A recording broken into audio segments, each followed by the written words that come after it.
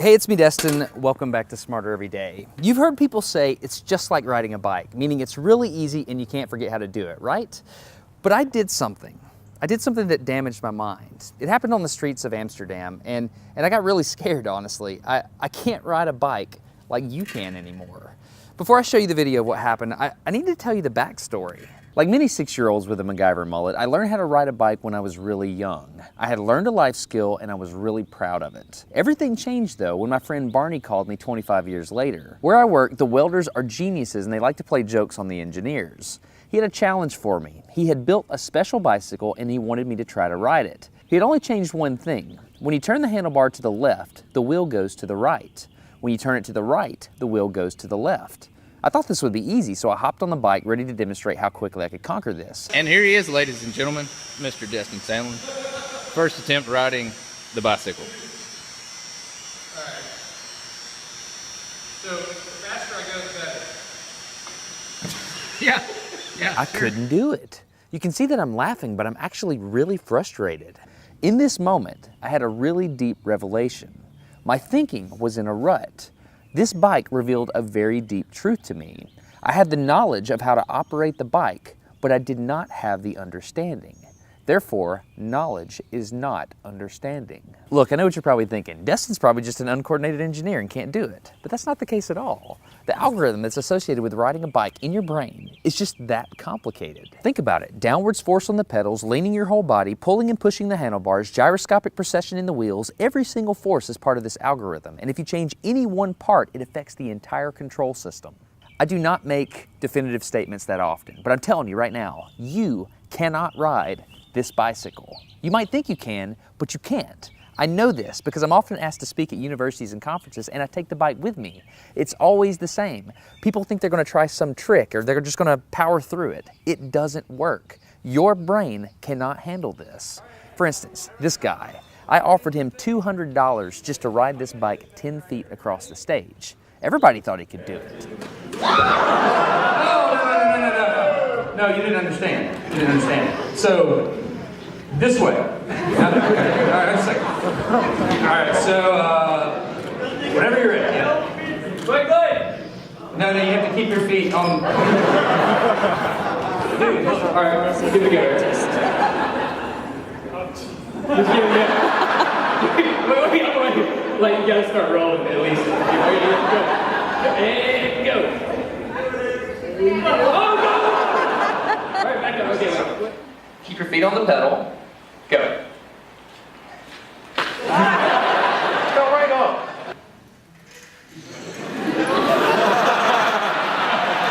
Just keep your feet on the pedals. Handles on. Yeah, come on.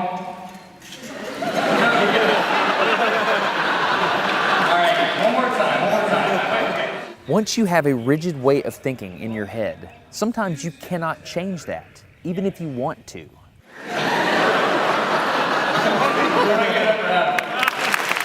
So here's what I did. It was a personal challenge. I stayed out here in this driveway and I practiced about 5 minutes every day. My neighbors made fun of me. I had many wrecks, but after 8 months, this happened. One day I couldn't ride the bike and the next day I could.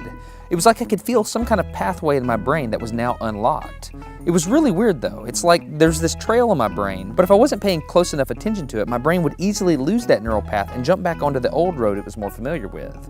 Any small distractions at all, like a cell phone ringing in my pocket, would instantly throw my brain back to the old control algorithm and I would wreck. But at least I could ride it. My son is the closest person to me genetically, and he's been riding a normal bike for 3 years. That's over half his life. I wanted to know how long it would take him to learn how to ride a backwards bike, so I told him if he learned how to ride a backwards bike, he could go with me to Australia and meet a real astronaut. Are you gonna give up? No. Go ahead. This is how it starts. Look at this. This is such a big deal. Get up, you got it. Did you see his brain get it? So in how many weeks have we been doing this? 2 weeks? In 2 weeks, he did something that took me 8 months to do, which demonstrates that a child has more neuroplasticity, am I even saying that right, than an adult. It's clear from this experiment that children have a much more plastic brain than adults. That's why the best time to learn a language is when you're a young child. All right, today's bike log. I can ride smooth, I can ride fast, I'm thinking the experiment is over. Okay, now I'm in Amsterdam, a city that has more bicycles than people. The question is, can I ride a normal bike now? I mean, I've spent all this time unlearning how to ride a bike. If I go back and try to ride a normal one, will my brain mess up? So I've tweeted a Smarter Everyday meetup, if you will, and I'm gonna see if somebody brings a bicycle and I'm gonna try to ride a normal bike. It's backwards, it's backwards. This was one of the most frustrating moments of my life. I had ridden a normal bike since I was 6, but in this moment, I couldn't do it anymore. I had set out to prove that I could free my brain from a cognitive bias. But at this point, I'm pretty sure that all I proved is that I could only redesignate that bias. So what you're not seeing is just a group of people here looking at me, looking at the strange American that can't ride a bike because they think I'm dumb. But I'm actually 2 levels deep into this because I've learned and unlearned. All right. After 20 minutes of making a fool out of myself, suddenly my brain clicked back into the old algorithm. I can't explain it, but it happened in a very specific moment.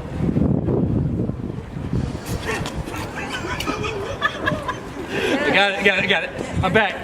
Oh, it clicked. Hold it, it clicked. I got it. Okay, there it is. There was the moment. Okay, I can ride a bike. I tried to explain this to the people around me, and they just didn't get it. They thought I was faking the previous 20 minutes, and I couldn't get anybody to believe me. That looked like I faked that, didn't it? Yeah. Just a fake. You think I'm faking. You don't believe me. That looks so weird. You were like, la la la, and it's full. You think I'm lying, don't you? Yeah, I didn't. I'm not lying. I felt like the only person on the planet who had ever unlearned how to ride a bike, and I couldn't articulate it to anyone because everybody just knew that you can't forget how to ride a bike. So I learned 3 things from this experiment. I learned that welders are often smarter than engineers. I learned that knowledge does not equal understanding. And I learned that truth is truth, no matter what I think about it. So be very careful how you interpret things because you're looking at the world with a bias, whether you think you are or not. I'm Destin. You're getting smarter every day. Have a good one.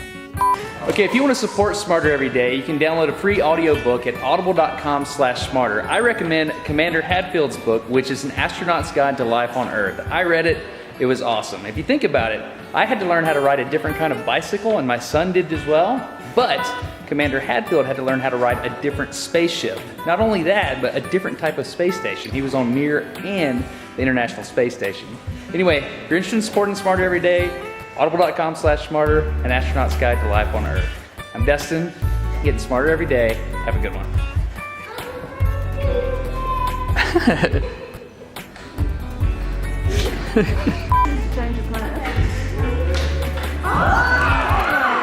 Everything's wrong. Instinct reaction's wrong.